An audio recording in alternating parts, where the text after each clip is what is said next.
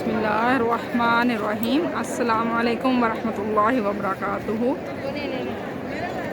اپنے ماں باپ، اساتذہ کرام اور آپ سب کی دعاؤں سے آج الحمدللہ میں مسجد الحرام میں بیت اللہ شریف خانہ کعبہ کے سامنے بیٹھی ہوئی ہوں۔ یہ وقار ٹاور، کلاک ٹاور جسے کہتے ہیں، ٹھیک ہے۔ تو آج ہم پارہ نمبر 2 سورۃ البقرہ کی 167 to 170 تک کی آیات کا ترجمہ سیکھیں گے۔ تو آئیے اپنے لیسن کا آغاز کرتے ہیں نبی کریم صلی اللہ علیہ وآلہ وسلم پر درود پاک بھیج کر۔ اللہم صلی علی محمد وعلی آل محمد کما صلیت علی ابراہیم وعلی آل ابراہیم انک حمید مجید۔ اللہم بارک علی محمد وعلی آل محمد کما بارکت علی ابراہیم وعلی آل ابراہیم انک حمید مجید۔ اعوذ باللہ من الشیطان الرجیم، بسم اللہ الرحمن الرحیم۔ وقال الذین اتبعوا لو ان لنا کرة فنتبرع منهم كما تبرعوا منا كذلك يريهم الله أعمالهم حسرات عليهم وما هم بخارجین من النار۔ وقالا، کہا، الذین، ان لوگوں نے، اتبعوا، جو پیروی کر رہے تھے۔ پیروی ہم پیچھے جو آیات پڑھتے آئے ہیں اس میں یہی بتایا گیا تھا کہ جن کو وہ اللہ تعالیٰ کے علاوہ جن کو پوچھتے ہیں، ٹھیک ہے۔ تو اب یہاں کیونکہ ہم نے پچھلی آیت میں پڑھا تھا کہ جن کی وہ پوجا کرتے ہیں وہ ان سے بیزار ہیں، ٹھیک ہے۔ اب یہاں یہ بتایا جا رہا ہے، اللہ تعالیٰ فرما رہا ہے، وقالا، اور کہیں گے، اللہ جن وہ لوگ اتبعوا، جو پیروی کرتے تھے، لو، کاش، انا، یہ کہ، لنا، ہمارے لیے ہو، کرتن، دوبارہ لوٹنا، یعنی ہم واپس پلٹیں، ہم واپس اس دنیا میں چلے جائیں، کاش کہ ہم واپس اس دنیا میں چلے جائیں۔ فنتبرع، پس نتبرع، ہم بھی بیزار ہو جائیں، منہم، ان سے، ہم بھی ان سے بیزار ہو جائیں، یعنی جن کی وہ پیروی کرتے تھے، اللہ تعالیٰ فرمایا کہ وہ ان سے بیزار ہو گئے ہیں۔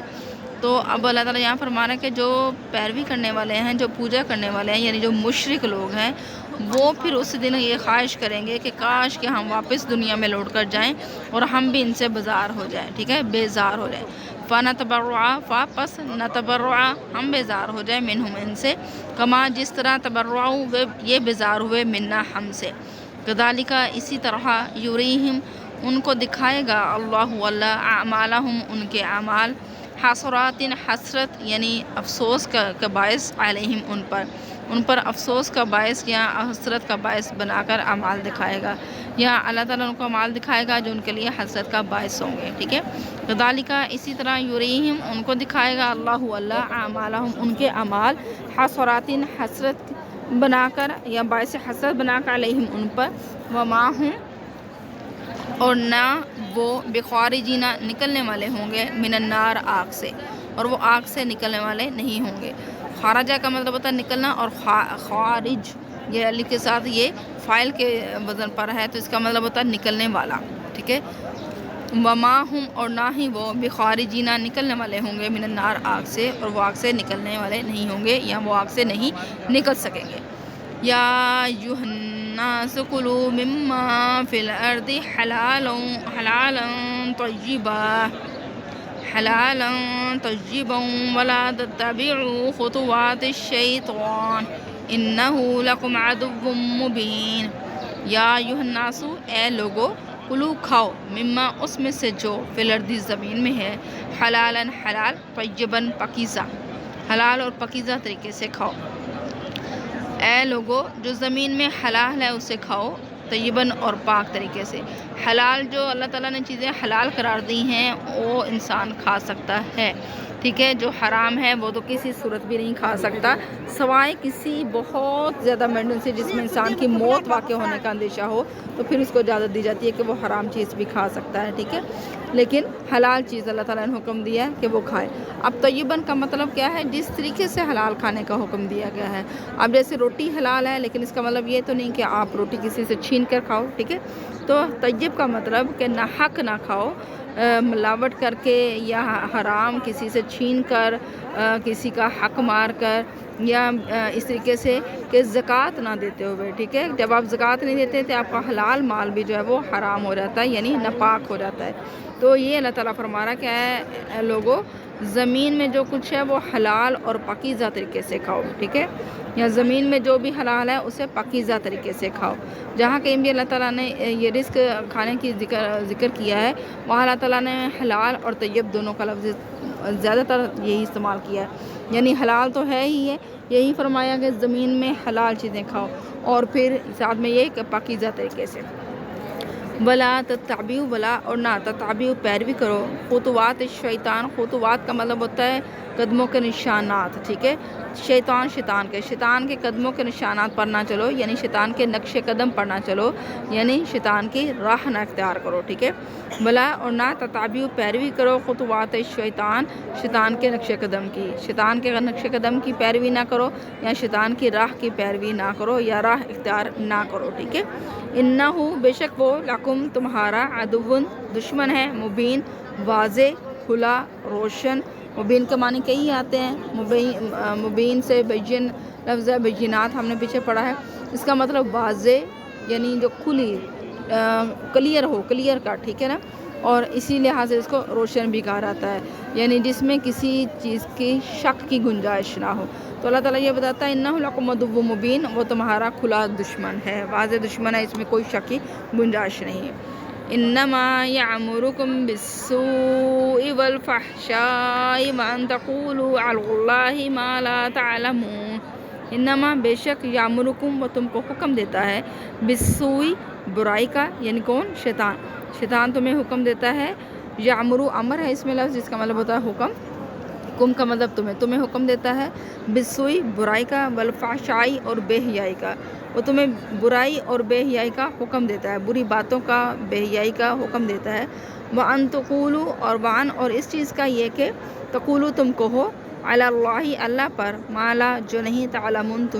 تم جانتے، اور اس چیز کا بھی تمہیں حکم دیتا ہے کہ تم اللہ کے بارے میں ایسی باتیں کہو جس کا تمہیں علم نہیں ہے، یعنی اللہ کے بارے میں ہمارے دلوں میں کئی خیالات خدشات آتے رہتے ہیں، وہ تو شیطانی وسوسے ہیں، اللہ تعالیٰ ان سے ہمیں پناہ دے، اس کے لیے اللہ تعالیٰ نے ہمیں طریقہ بتایا کہ ہم اعوذ باللہ من الشیطان الرجیم پڑھیں جب بھی وسوسہ آئے، آپ صلی اللہ علیہ وسلم کے ذریعے سے یہ بات ہم تک پہنچائی گئی ہے، لیکن اس کے ساتھ ساتھ بعض لوگ جو ہے وہ ایسے باتوں میں پڑ جاتے ہیں،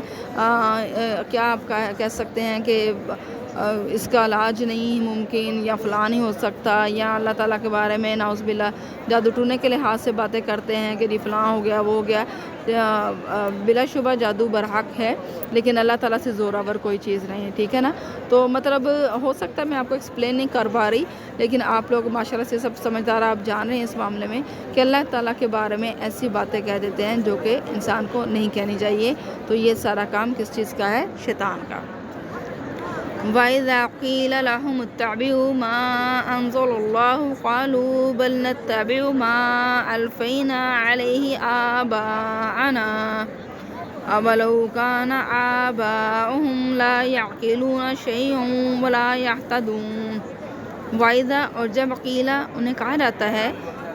وَإِذَا اور جب قیلا کہا جاتا ہے، لَهُمْ ان کو، ٹھیک ہے، جب ان سے کہا جاتا ہے اتبعوا پیروی کرو، ماں جو انزلہ نازل کیا اللہ نے، اور جب ان سے یہ کہا جاتا ہے کہ اس چیز کی پیروی کرو جو اللہ نے نازل کیا، قالو تو وہ کہتے ہیں، بلکہ نتبعو ہم تو پیروی کریں گے، ہم بات مانیں گے یا پیروی کریں گے، ماں جو الفینا ہم نے پایا، الفینا ہم نے پایا، علیہ جس چیز پر، آباءنا اپنے آباء و اجداد کو، ٹھیک ہے، اپنے آباء و اجداد کو ہم جس چیز پر پایا ہے اس کی ہم پیروی کریں گے، یعنی ان کا کہنے کا مطلب ہم جو دیکھتے آئے ہیں، اب یہی بات ہمارے اگر آپ دیکھا جائے تو سمپل سی ہے، ہم بھی یہی کام کرتے ہیں، ہم کہتے ہیں جی ہمارے باوجود ایسے کرتے ہیں، ہمارے پیرنٹس ایسے کرتے تھے، ہم بھی یہی کام کریں گے، وہ کہ ہمیں اس کے بارے میں چاہے حدیث بھی مل جائے لیکن ہم اس طریقے کو اختیار کرنا چھوڑتے نہیں ہیں، ٹھیک ہے، ہم اسی چیز میں پڑے رہتے ہیں کہ ہوگا ایسا، لیکن ہمارے باوجود ایسے کرتے آئے ہیں، ہمارے پیرنٹس ایسے کرتے تھے، میری والدہ میری ماں ایسے کرتی تھی، یا میرے بہن بھائی ایسے کرتے تھے، یا جو بھی آپ کہہ لیں میرے اساتذہ کرام ایسے کرتے تھے، تو جو کوئی بھی ایسا کرتا ہے، یعنی اللہ تعالیٰ کیا ارشاد فرماتا ہے، اللہ نے جو نازل فرمایا، جب آپ کے پاس حکم آ جائے، نادانی میں تو آپ کچھ بھی کریں وہ معاف ہے، ٹھیک ہے، لیکن جب آپ کے پاس حکم آ جائے، آپ کو کسی چیز کا پتہ چل جائے کہ اسلام میں یہ بات جائز نہیں ہے، اللہ نے منع فرمایا ہے، آپ صلی اللہ علیہ وسلم کیا اس کے بارے میں حکم آیا ہے، تو وہ کام چھوڑ دینا چاہیے، پھر اس کو یہ اختیار نہیں کرنا چاہیے کہ ہمارے آباء و اجداد یہ کام کرتے آئے ہیں، ٹھیک ہے۔ تو وَإِذَا قِيلَ، اور جب کہا رہتا ہے لَهُم ان سے، اتَّبِعُوا پیروی کرو، مَا أَنزَلَ اللَّهُ جو اللہ نے نازل کیا، قالوا تو وہ کہتے ہیں بل نتبع، بلکہ ہم تو پیروی کریں گے، مَا أَلْفَيْنَا اس چیز کی جس پر جو ہم نے پایا علیہ، جس چیز پر آبانا اپنے آباء و اجداد کی، ہم تو اس چیز کی پیروی کریں گے جس پر ہم اپنے آباء و اجداد کو پایا، ولو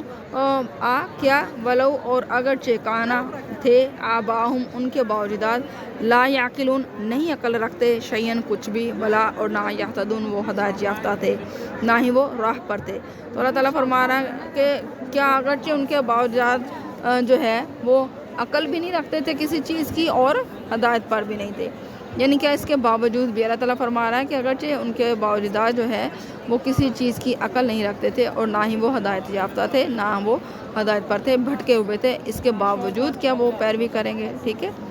تو جیسا کہ آپ کو معلوم ہے کہ حرم پاک میں بیٹھ کر میں یہ لیکچر دے رہی ہوں، تو ارد گرد شور شرابہ بھی ہو سکتا ہے کہ میرے ایکسپلین کرنے میں کوئی بات آپ کو واضح نہ ہوئی ہو، تو جو کوئی بھی ایسا ہو جس میں آپ کو کوئی بھی آیت میں کوئی کنفیوژن ہو، اس کے ترجمے میں یا کوئی بات میری کلیئر نہ سنائی دی ہو، تو آپ مجھے کومنٹس میں لکھ کر پوچھ سکتے ہیں۔ تو ہمارا لیسن آج کے لیے اتنا ہی کافی ہے۔ اللہ تعالیٰ کے نبی پاک حبیب کریم صلی اللہ علیہ وسلم پر درود پاک بھیجتے ہیں آخر میں، اللہم صلی علی محمد وعلی آل محمد کما صلیت علی ابراہیم وعلی آل ابراہیم انک حمید مجید، اللہم بارک علی محمد وعلی آل محمد کما بارکت علی ابراہیم وعلی آل ابراہیم انک حمید مجید۔ اللہ تعالیٰ سے دعا ہے کہ اللہ تعالیٰ ہمارے اس کام میں برکت ڈالیں، ہمیں صحیح معنوں میں قرآن پاک پڑھنے، سمجھنے اور اس کے اوپر عمل کرنے کی توفیق عطا فرمائے، آمین یا رب العالمین۔ جزاکم اللہ خیرا، اللہ حافظ۔